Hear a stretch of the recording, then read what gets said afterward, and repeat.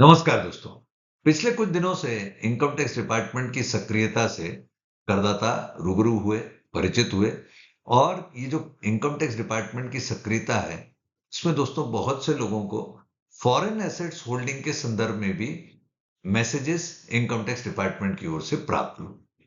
तो आज की इस वीडियो से मैं आपके समक्ष ये आस्पेक्ट रखता हूं कि income tax department foreign assets के डिस्क्लोजर संबंधी ये मैसेज किस इनिशिएटिव, किस ड्राइव के तहत भेज रहा है और कॉरस्पॉन्डिंगली जो भी करदाता हैं उनके ऊपर उन एसेट्स को या उन एसेट्स से होने वाली इनकम को अपनी आईटीआर में डिस्क्लोज करने संबंधी क्या रिक्वायरमेंट थी, ताकि वो ये सुनिश्चित करें कि यदि किसी करदाता से गलती रह गई है फॉरेन एसेट को अपनी रिटर्न में बताने से या फॉरेन इनकम को एसेट में बताने से, तो वो उसका नेसेसरी करेक्शन कर पाए।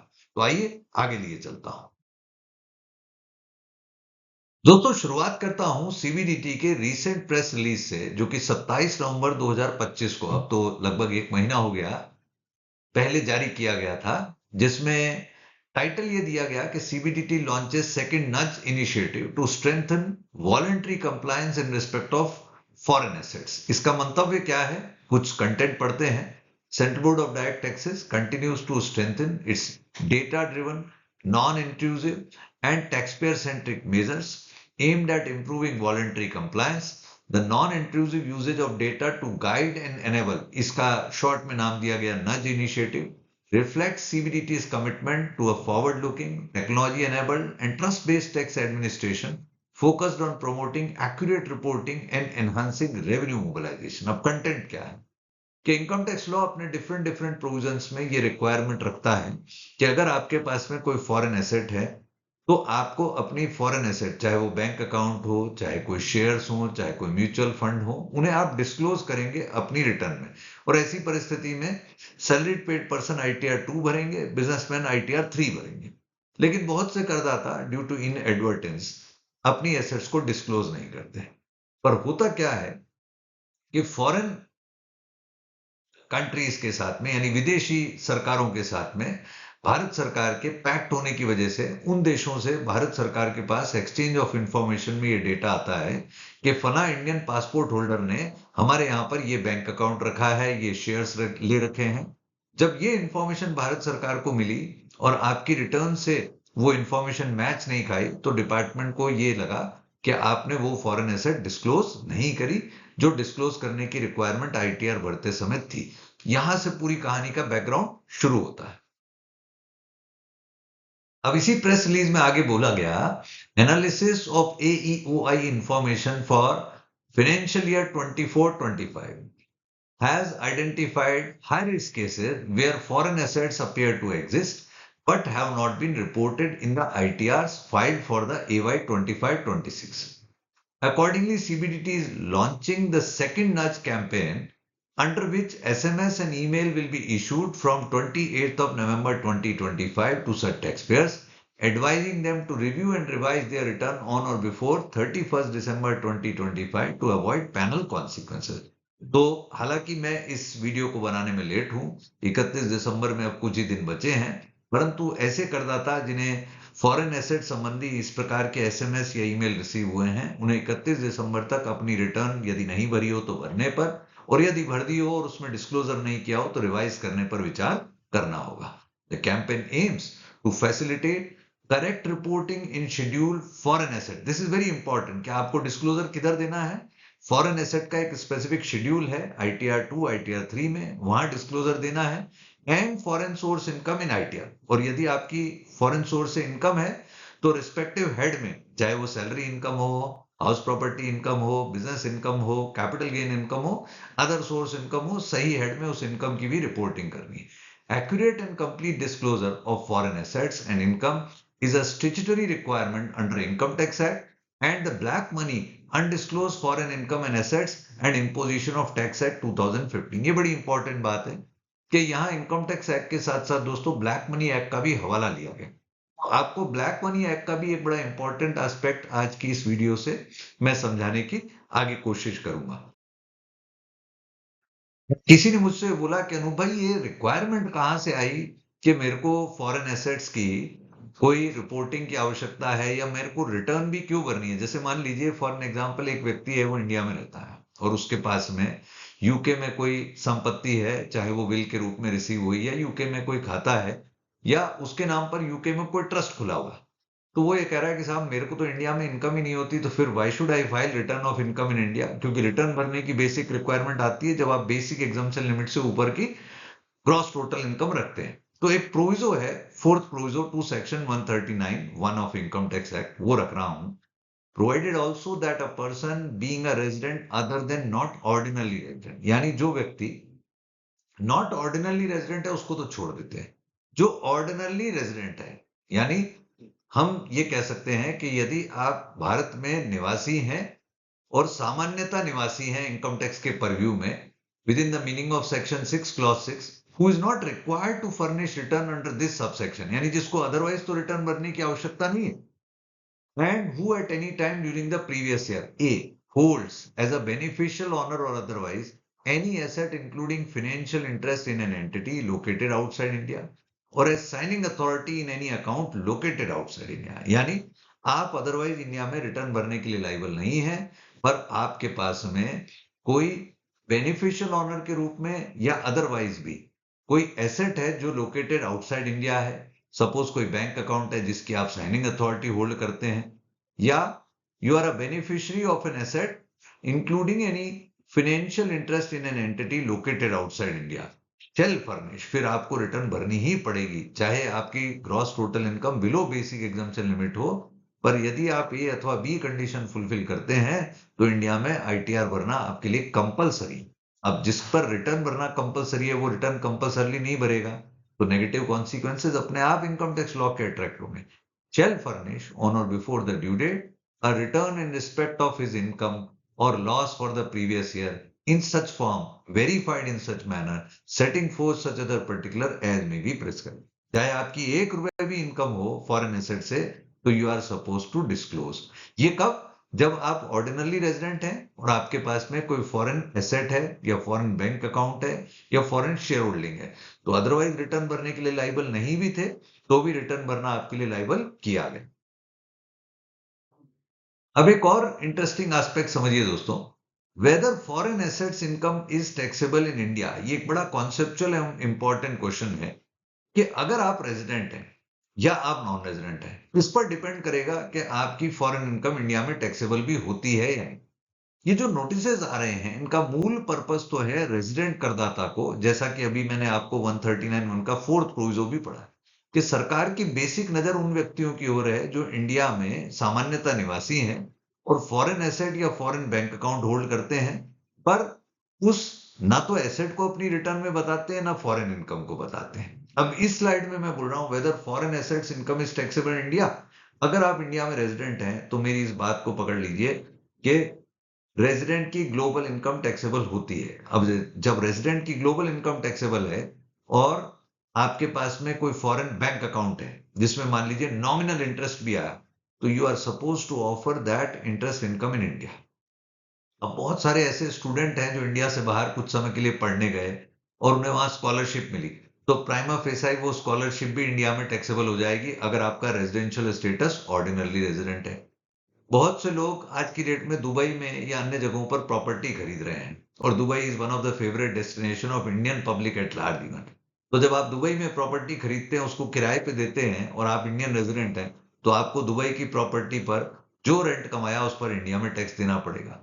तो ऐसे कुछ एस्पेक्ट्स को समझना आईटीआर फाइलिंग के पर्सपेक्टिव से बहुत जरूरी है। कई बार हम जब रिटर्न भरने अपने सीए या प्रोफेशनल के पास जाते हैं तो हम उसे एसेट ही नहीं डिस्क्लोज कर रहे, तो फिर उस सीए को या टैक्स एडवोकेट को पता नहीं चलना कि मेरे पास में फॉरेन एसेट है। लेकिन जब आप इस वीडियो को देख रहे हैं और मैंने आपको एक ब्रॉडर पर्सपेक्टिव दिया है, तो I hope now you will be able to duly update to your professional even. दोस्तों अब बात करता हूं आपसे कि ये जो एफए शेड्यूल है जो आपको आईटीआर 2 अथवा आईटीआर 3 में भरना है, वो आपसे क्या क्या रिक्वायरमेंट करता है, क्या क्या चीजें मांगता है। वो मांगता है सबसे पहले details of foreign depository account held including any beneficial interest at any time during the calendar year ending as on 31 December 2024। तो पहली बड़ी इंपॉर्टेंट बात है कि वैसे तो हमारा वित्त वर्ष था एवाई 25-26 के लिए वित्त वर्ष था 24-25, और 24-25 की एंडिंग होती है 31 मार्च 2025। लेकिन सरकार स्टेटस मान के चल रही है 31 दिसंबर 2024 का, कि अगर 31 दिसंबर 2024 को आपके पास में कोई फॉरेन डिपॉजिटरी अकाउंट हेल्ड था इंडिया से बाहर, तो आपको उस डिपॉजिटरी अकाउंट क्या होता है, जिसके अंदर हम डीमेट के रूप में कोई शेयर, कोई अन्य सिक्योरिटी जो बॉन्ड भी हो सकती है, म्यूचुअल फंड हो सकती है, या किसी देश में किसी और नाम से भी किसी सिक्योरिटी को जाना जाए और वहां के डिपॉजिटरी रूल के अनुसार वो सिक्योरिटी डीमेट अकाउंट में पड़ी है, तो you are suppose to disclose in your ITR. दो इंपॉर्टेंट बातें हैं, एक इनकम डिस्क्लोज करना फॉरेन एसेट से, दूसरा फॉरेन एसेट डिस्क्लोज करना।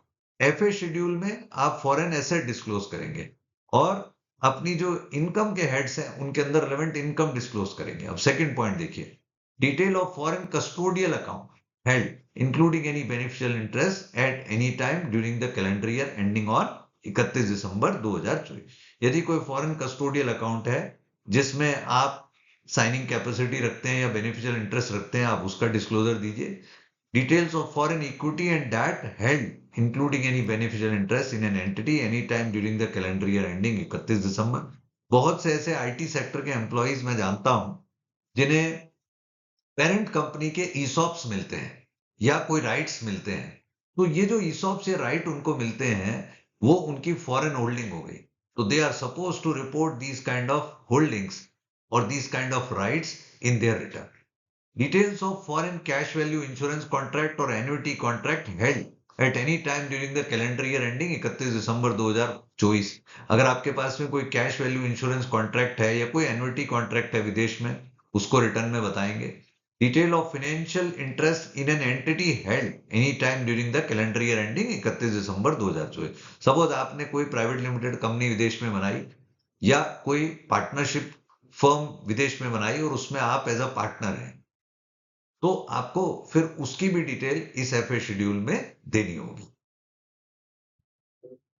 इसी एफए शेड्यूल में और कुछ points, details of immovable property held including any beneficial interest at any time during the calendar ending 31 December 2024। यदि आपके नाम पर कोई रियल एस्टेट है, अब मान लीजिए कोई व्यक्ति मेरे से ये कहे कि अनुप जी मैंने फ्लैट तो बुक कराया है दुबई में, लेकिन अभी वो फ्लैट अंडर कंस्ट्रक्शन है, तो whether I am suppose to disclose that asset here. Prima facie, interest in an immovable asset is also an asset। मान लीजिए आपको प्रॉपर्टी का पोजीशन नहीं मिला और आप उसे नहीं दिखाना चाहते क्योंकि अभी तो इमूवेबल प्रॉपर्टी आपकी अंडर कंस्ट्रक्शन है, तो लास्ट में देखिए, details of any other capital asset held including any beneficial interest at any time during the calendar ending 31 December 2024। और भी किसी भी प्रकार की कैपिटल एसेट हो, मैं तो ये भी कहूंगा कि यदि किसी के पास में क्रिप्टो होल्डिंग है जो विदेश में रखी है, तो ऐसी परिस्थिति में you are suppose to disclose such asset also in your FA schedule. Detail of account in which your signing authority held at any time during the calendar ending 31 December 2024 and which has not been included in A to D above. तो अगर आपके पास में कोई signing authority है, चाहे beneficial interest के रूप में, चाहे किसी के नॉमिनी के रूप में या किसी के रिप्रेजेंटेटिव के रूप में, you are suppose to disclose such assets holding, such accounts holding in your ITR. तो ये आपको समझ में आया होगा कि अच्छा अनूप जी, एफए शेड्यूल में इतनी सारी में से कोई भी एसेट जो मुझ पर लागू है, यदि है मेरे पास 31 दिसंबर 2024 को, तो रिपोर्ट करनी है। आइए दोस्तों, मैंने पहले ब्लैक मनी एक्ट का हवाला लिया था, तो उसी कंटेक्स्ट में एक बड़ी इंपॉर्टेंट बात रखता हूं।